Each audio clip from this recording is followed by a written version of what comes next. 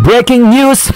Former IBF heavyweight champion na si Charles Martin panalo sa kanyang naging comeback fight matapos magpahinga ng isang taong mahigit sa boxing kontra sa journeyman na si Matthew McKinney na ginanap sa Redwood City, California. Tinapos nga lang po ni Martin ang laban ng walang kahirap-hirap at tila di man lang pinagpawisan ang kanyang singit matapos nitong durugin at pabagsakin si McKinney sa unang round ng kanilang laban. Agad bumagsak si McKinney matapos bumato ng solidong left hand sa ulo si Martin, dahilan para bumagsak si McKinney at nahiya ng tumayo.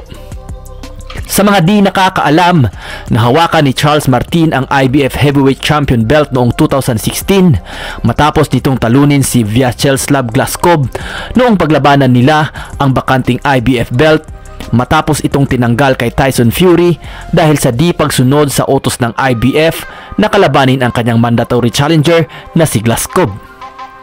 Nahawakan nga po ni Martin ang IBF belt sa loob lang ng 85 days, na kung saan ito ang naging second shortest reign sa heavyweight division sa kasaysayan ng boxing. Ito ay matapos matalo at agawin sa kanya ang kanyang hawak na titulo ni Anthony Joshua noong April 9, 2016.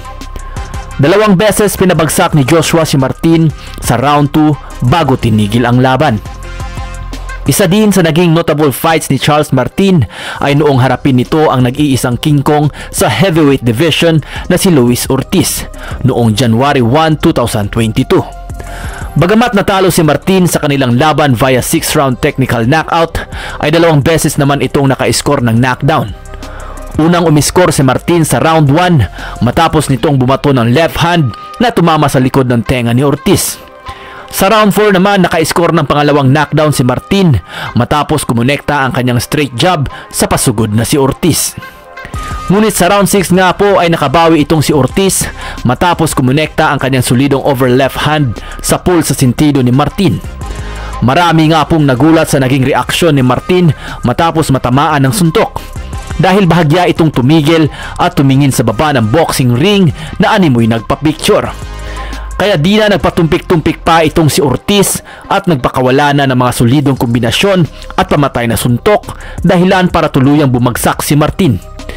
Di nga agad nakatayo itong si Martin dahil naipit ang kanyang kamay sa lubid, kaya to the rescue agad ang gwapitong third man of the ring.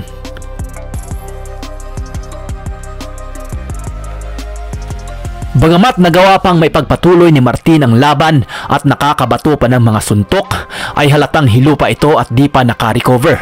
Kaya noong tamaan na naman ito ng solidong right hand, dahilan para bumagsak ito, ay di na tinapos ng referee ang pagbibilang at tinigil na ang laban. Sa ngayon ay may edad na itong si Martin na 38 years old. Bagamat malabo na itong makakabalik sa pagiging world champion, ay isa pa din ito sa mga dikalibring boksingero na maaring kalabanin ng mga bagitong prospect sa heavyweight division.